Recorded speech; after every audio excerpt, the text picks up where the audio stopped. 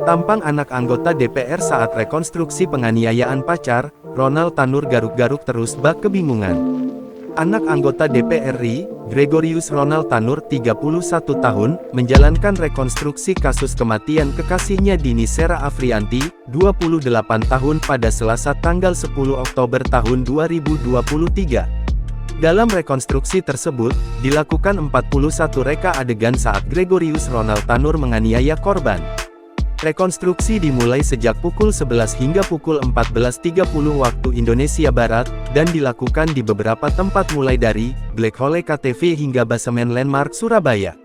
Anak anggota DPR RI dari fraksi PKB tersebut terlihat memakai rompi tahanan. Kedua pergelangan tangannya tampak terborgol.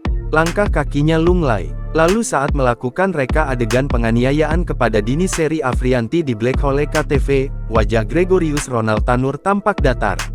Gregorius Ronald Tanur memperagakan kejadian saat ia memukul kepala belakang korban dengan botol miras.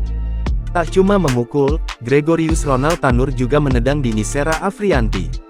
Kemudian di Basemen Landmark Surabaya, Gregorius Ronald Tanur memperagakan adegan saat ia melindas dan menyeret kekasihnya. Gregorius Ronald Tanur terlihat beberapa kali menggaruk leher tampak seperti kebingungan. Dalam rekonstruksi, posisi Dini Sera Afriyanti ada di ban belakang mobil sisi kiri sopir. Setelah tahu Dini Sera Afriyanti terseret sejauh 5 meter dari titik parkir semula, Gregorius Ronald Tanur turun dari mobil. Tubuh Dini Sera Afriyanti dipindahkan dari ban mobil ke sisi sebelah kiri mobil. Lalu, Gregorius Ronald Tanur mendudukan Dini Sera Afriyanti di samping mobil.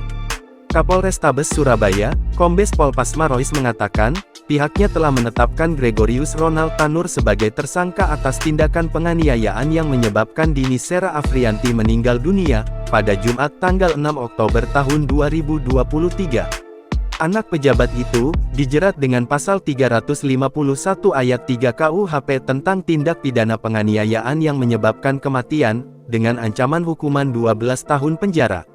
Download Tribun X sekarang, menghadirkan lokal menjadi Indonesia.